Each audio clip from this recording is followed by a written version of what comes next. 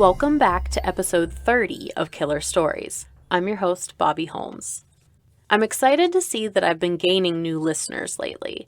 I just wanted to ask if you're enjoying Killer Stories, pretty please leave me a review on Apple Podcast. It helps tremendously with the visibility and growth of the podcast. This week, I have another story suggestion. This one comes from listener Ashley Esch. She requested that I cover the story of Vera Jo Reigle. There's a documentary on this case that is on Amazon Prime if you wanted to check it out.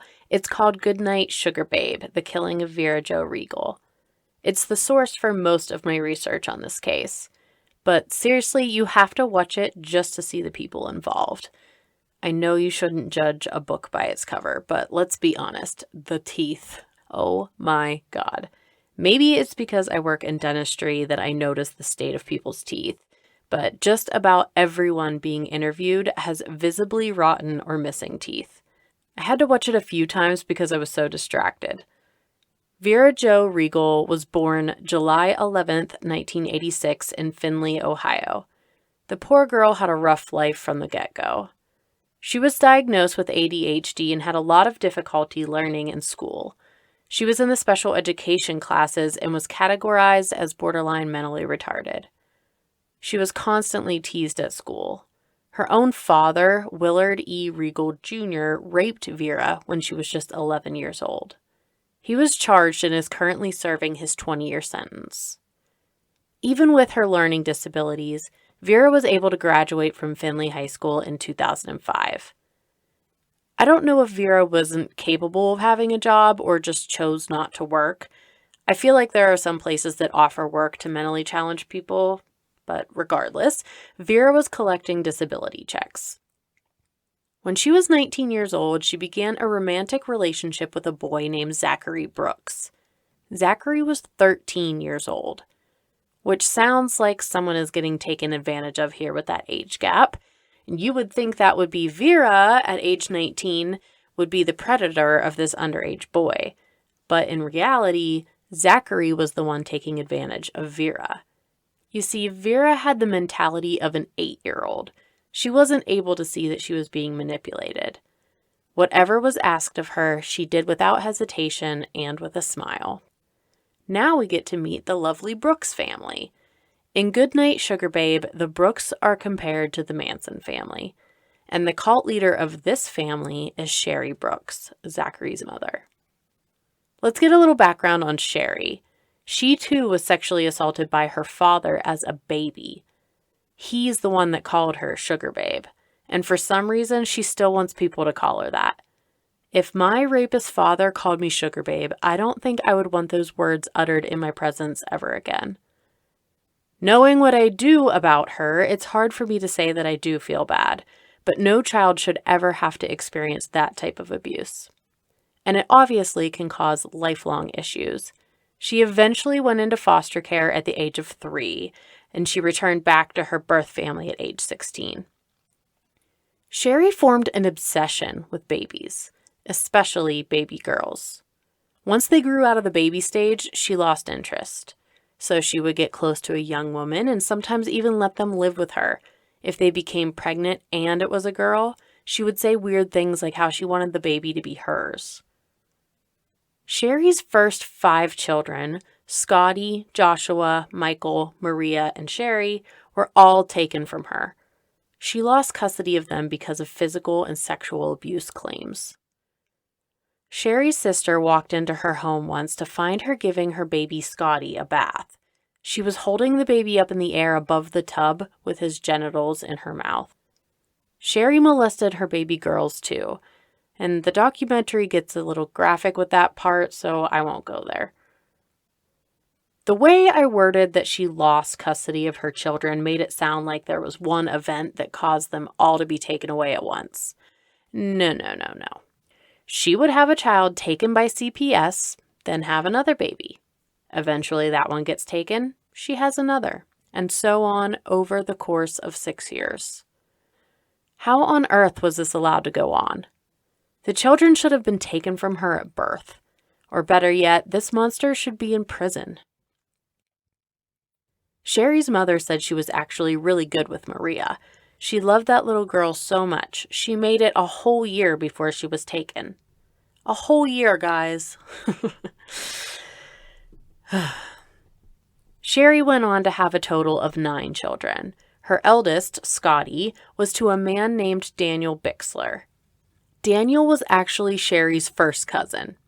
She said he was more like a boyfriend to her, and she smiled and said people call them the kissing cousins.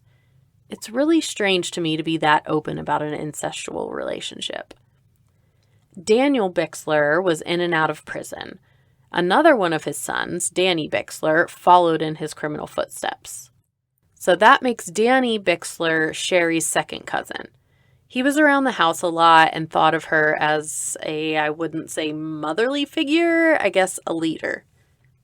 Her younger children were born to her new husband, Kevin Brooks. Kevin Jr., who went by Punky, Zachary, Garth, yeah, you heard that right, Garth Brooks, and Chucky. This group was loyal to Sherry and did whatever she asked of them. Garth started dating a girl named Gina Lopez. Sherry convinced Garth and Gina to get pregnant at 15. Once Gina got pregnant, she moved into the Brooks family home, which is absolutely disgusting, by the way. I think the siding is actually white, but the exterior is so filthy it's a solid dirty brown. And the inside isn't any better. The photos and videos from within the home show pretty scary living conditions. Sherry instructed her youngest boys, especially Chucky, to follow Gina and spy on her. He would follow her to and from work and make sure she would just come straight home. I hate saying that Gina is lucky she had a miscarriage because that's just completely awful and heartbreaking, but she dodged a bullet with the Brooks family. After the miscarriage, she moved back in with her parents and broke things off with Garth. And this is where Vera came into play. Sherry instructed 13-year-old Zachary to seek her out. Again, she was 19 years old at this time. Once they began dating, Vera lived in the Brooks home for years and basically became Sherry's slave. Her main job, and I'll try not to puke while describing it, was to rub Sherry's feet. Sherry is diabetic. She's obese and bound to a wheelchair. Due to her diabetes, she has a lot of issues with her feet. They're swollen and are kept wrapped in ace bandages at all times. She was starting to get nerve damage, and the one thing that helped was a daily foot rub. So Vera would sit on the floor, unwrap those nasty feet, and massage them. If Vera didn't do it to Sherry's liking, she would smack her across the face with a wooden stick, something like a long back scratcher. I touched lightly on the disgusting state of the Brooks home. It's worse than you could imagine. They have a pig who lives inside the house with them. Sherry made Vera sleep in the closet with the pig, where it urinated and defecated freely. The home smelled like a barn stall. Vera was beaten by the other family members regularly, especially Zachary. She frequently called 911, but when police arrived, she would be manipulated by Sherry into keeping quiet. Neither police nor social workers took Vera aside to talk to her separately. They assumed if she wanted to speak in private, she would. She's an adult woman there on her own accord. Wrong. According to her age, she's an adult, but mentally she is not. She doesn't stand up for herself or understand that she can just walk away. Here's the kicker to Vera living with Sherry. When her $700 a month disability check arrives, guess who cashes it? Sherry. I'm pretty sure not one single person living in that house actually works. Vera gets no money. She isn't allowed a cell phone, no contact with her actual family members. She was part of the Brooks family now. And that was about to become reality. At age 22, Vera became pregnant with 16-year-old Zachary's baby. And to Sherry's delight, it was a girl. When Vera was pregnant, Sherry would walk around pointing at her stomach, telling others that her baby was in there. 2.5 weeks before Vera's due date was Sherry's birthday. She badly wanted her new baby to share her birthday and forced Vera to drink castor oil to induce labor. It worked, but the baby wasn't born until the next day. How awful and selfish to try to force the baby to be born early just to have the same birthday. Not to mention poor Vera. Castor oil is no joke. It's basically like a super strong laxative to get everything moving in there and start contractions. And the dosage is like 2 tablespoons, only recommended if you're past your due date and want to induce labor. Sherry made Vera drink 3 entire bottles of castor oil. The baby had to stay in the hospital due to being born prematurely. She had some heart trouble and needed oxygen for a few days. Sherry, not Vera, named her Willa Dean. From the day she was brought home, Sherry obsessed over Willa Dean and wouldn't allow Vera to care for her own baby. She had Zachary sign over his parental rights to her, which he did willingly. If Vera had anything to do with the baby, Zach would beat her. So when Willa Dean would cry out for Vera, her actual mother, she would just say, "I'm sorry, but I'll get in trouble if I try to help you." Punky was supposedly a Crip gang member. He pulled a lot of weight in the household, but he tragically died in an accident where he was hit by a cab driver while walking down the street. He was with his girlfriend Heather. They were walking to a drug dealer's house to get heroin. Sherry just could not handle the fact that her son's death was ruled an accident. She needed to blame someone. So she accused Heather of pushing Punky in front of the cab that killed him. After his death, Sherry on several occasions had people beat the shit out of Heather. Punky was cremated and Sherry kept his ashes in a bedroom dresser. There's a small shrine dedicated to Punky, including a Kit Kat candy bar. One day, Vera is starving and sees the candy bar. She eats it, unknowing that it was an offering for Punky. The Brooks gang went nuts. This pushed Zach over the edge. He was already wanting out of he and Vera's quote-unquote relationship. I mean, let's face it, it had nothing to do with love. But Sherry wouldn't let Zach break up with Vera because then she would lose her slave and Willa Dean. This incident gave Zach ammo, but he didn't want to just end things. He wanted her out of the picture permanently. After Punky's death, Zach followed his footsteps in joining the Crips. He became more and more violent with Vera. There are multiple witness accounts of Zach saying he wanted to kill Vera. Not long after the Kit Kat incident, Sherry asked Vera to help her clean the rabbit cages outside. On top of the cage, there were bricks to help hold it in place. When Vera was manipulating the cage, a brick fell and it landed on Sherry's foot. Sherry freaked out, calling Vera a stupid bitch and accused her of throwing the brick on her foot on purpose.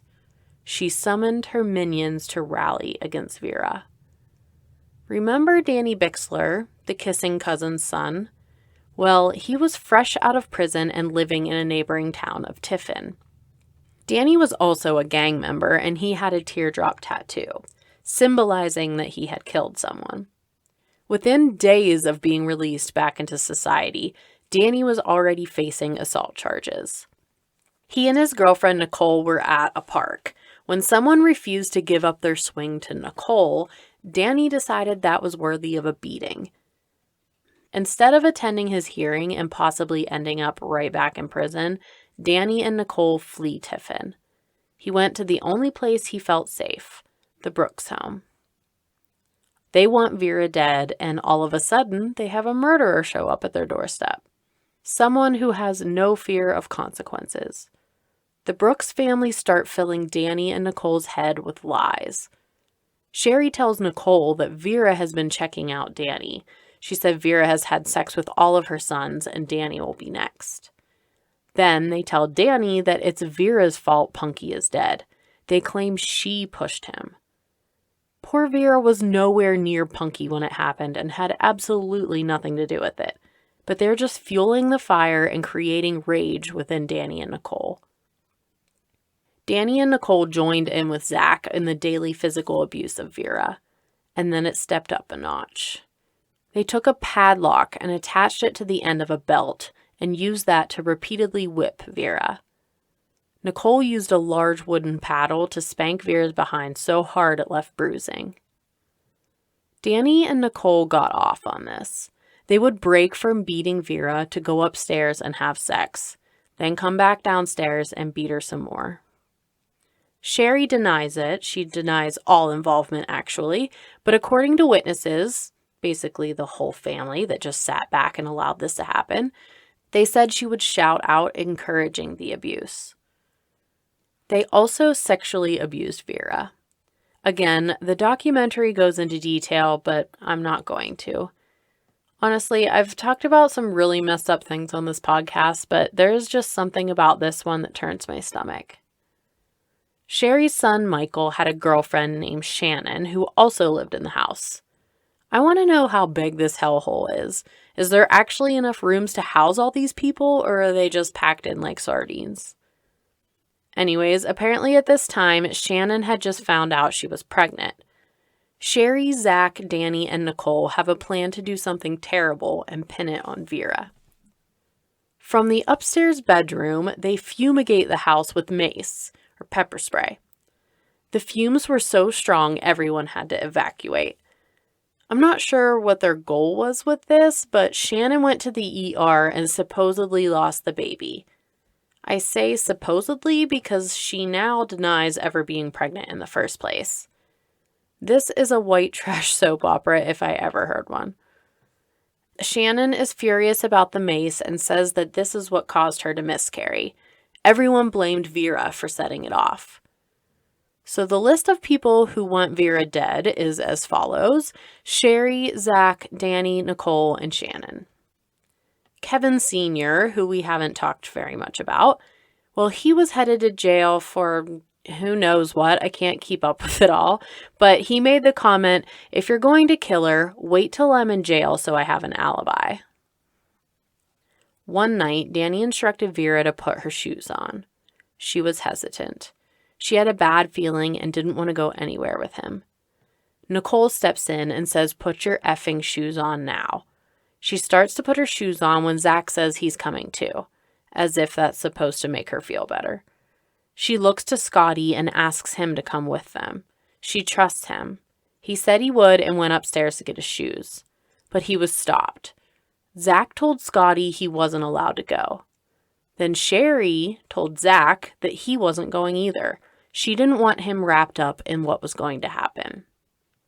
Already creating a cover story, Sherry instructs Scotty to lie and say that Danny was the one who stopped him if anyone ever asked.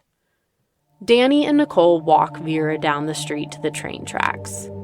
They used a butcher's knife to stab her. The knife was so dull it had trouble piercing her clothing, so they forced her to take off her clothes.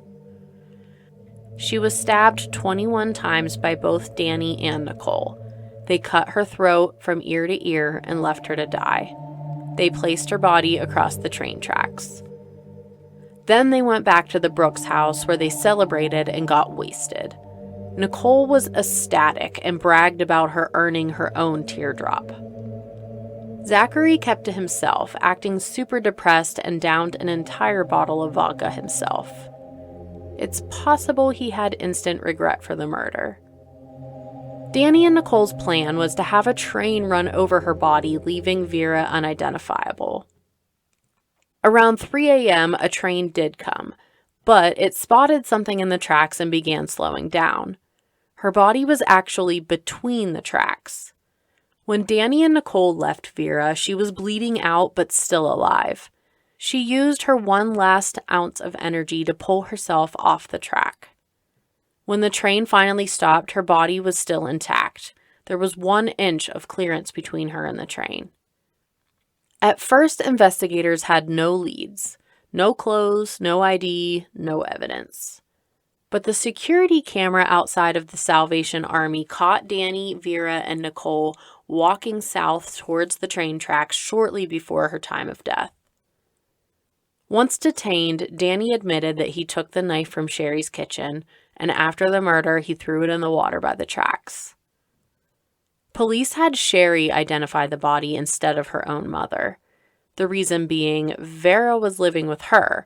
When Sherry was contacted, she told police that Vera's parents were dead, which is untrue.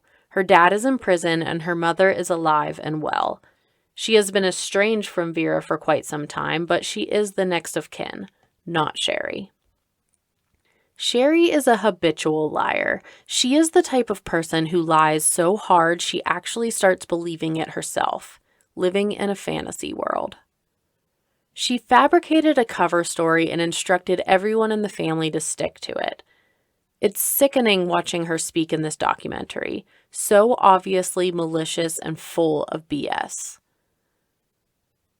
When asked why Sherry didn't call 911 and report Danny and Nicole's vicious attacks on Vera, she said, quote, "Like someone is really going to help me go get the phone from my computer stand so I can call the cops," unquote. I'm sorry, what? Because she's bound to a wheelchair, apparently that means she isn't capable of rolling over to pick it up herself. The woman is full of excuses and lies. The whole time I'm watching this documentary, I'm wondering why Sherry is being interviewed in her living room. I mean, surely the woman is in prison, right? Nope. The only people charged were Danny Bixler and his girlfriend Nicole Peters. Brooks' family members were charged with lying and withholding information from police, but that's it. No conspiracy to commit murder, assault, nothing. In fact, the morning after Vera's body was found, the first thing Sherry did was call social services to try and reinstate Zach's parental rights and get him full custody of Willadine. To prove Zach is an adequate parent, they scheduled 2 supervised visits with his daughter. The first visit didn't last very long. Willadine wanted nothing to do with Zach and was hysterically crying. Zach didn't even bother showing up to the second scheduled visit, so thank the Lord, Willadine was taken from the Brooks home and adopted out to loving parents. There was an uproar when this story was on the news and people realized that the Brooks were not being charged for participating in the murder of Vera. A group was started called Voices for Vera, as well as many Facebook groups trying to petition to get the Brooks family behind bars. Sherry is serving time, but it has nothing to do with Vera Jo Reigle. She was arrested for drug trafficking in 2015. I'm glad she was locked up, but she was released in 2019. Where is the justice for Vera? For a more detailed story on this case, you should watch Good Night, Sugar Babe, The Killing of Vera Jo Reigle on Amazon Prime Video. Keep sending those story suggestions to KillerStoriesPodcast@gmail.com. Follow me on Twitter @KillerStoriesPC. Facebook, Instagram, YouTube, and TikTok, Killer Stories Podcast. In the show notes, you can find all those links together in one place on my link tree, as well as the new merchandise website. As always, thanks for listening. Until next time, this has been a killer story.